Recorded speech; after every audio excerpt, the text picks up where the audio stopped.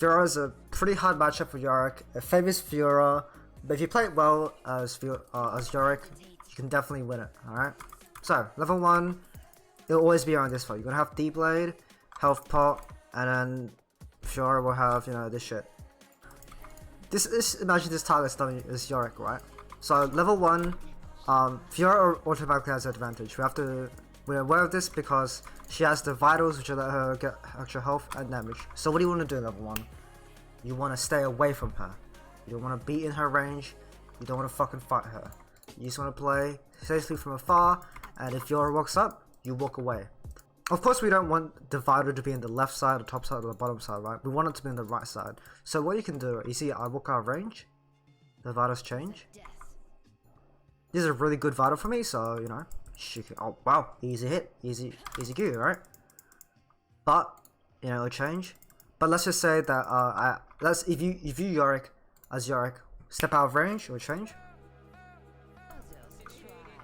Okay, I got this side again. I'll step out and step back in. Now it's this side. This side is really hard to hit. The way I have to get it is I have to be already up close and I have to Q over. Not easy to hit, alright? So yeah, another thing about Fiora's Q is, okay, it's a lunge. Lunge in one direction. You know what this means? It means that it's linear. You can't change direction, and for this small time frame where Fiora Qs, she cannot change direction. She can't do anything, right? Now, doing this, what this means is, as Yorick, you'll be able to E, and it's guaranteed. It's a lot easier to land the E because she's going in one direction and you don't need to predict where she's going to move, right? You know she's going to go in this direction. So what does this mean? So okay, let's say the vital is here, right? And I'm over here. What you can do as Yorick is, knowing that Fiora wants to Q over here like this, you can sort of just E over here, right, and be ready for it. You can play around it, okay? I'll play some clips of Fiora and give some tips, right?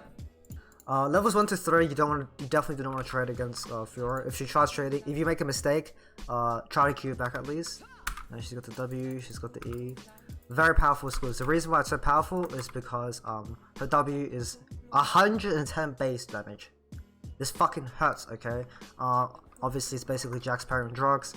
E, now the reason why E is so strong is because you can Q all the E. Really fast, really strong combo, right? You can't, Yorick he has nothing to respond to it. But once you have the full grave set up, if she ever tries to Q in for a trade, obviously she's gonna be going in a linear direction. So when she lands, just instantly E and then pop her for a trade. Okay, pop her for a trade. So another tip as well is whenever she Qs, right, her Q goes on cooldown. So 6 seconds, right? Okay, that's pretty short.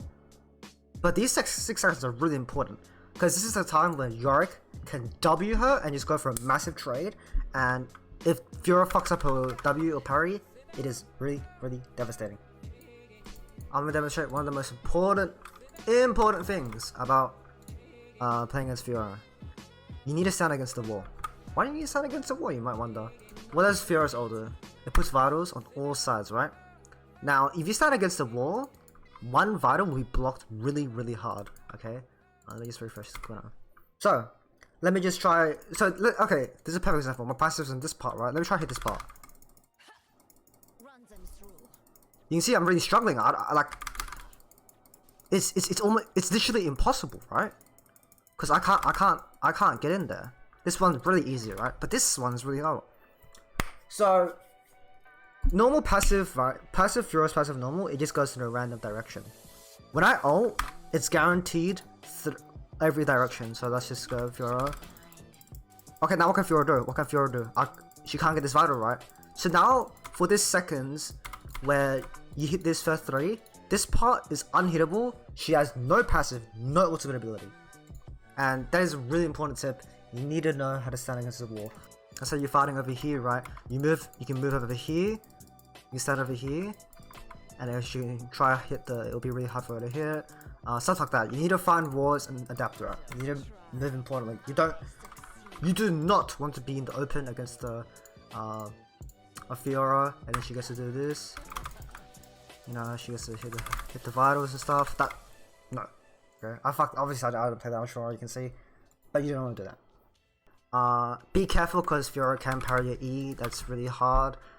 It's gonna hurt really hard. Another small mechanic of Fiora that she can do is when Yorick places down a wall, if the Fiora is only if the Fiora is really good, she can Q towards the wall as it's being placed and W, and because Yorick's wall is a displacement, it will knock her to the side, and if she hits the parry on you, it will stun you. Very devastating. Another small trick about the W is it actually reduces attack speed, so try to dodge it. It's not easy, but if you can, it's gonna be really good because otherwise you're not gonna auto her at all. Guarantee you that. One more tip. Fiora has a fuckload of healing in her kit and builds sustain. What does this mean? Go executioners. It is so important.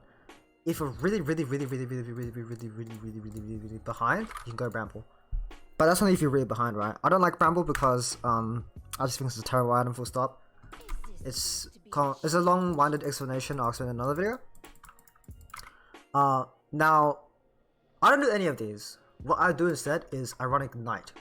I run TP Ignite. The reason for that is because Ignite, I don't need to bother buying Grievous Wounds. Additionally, I get extra damage, so I have kill pressure to kill Fiora early mid-game. Very important, and I don't need to waste my money, 800 gold, getting Grievous Wounds. I can just build my build like normal, and that is why I run it. Other than that, that's about it. So have a great one, fellas.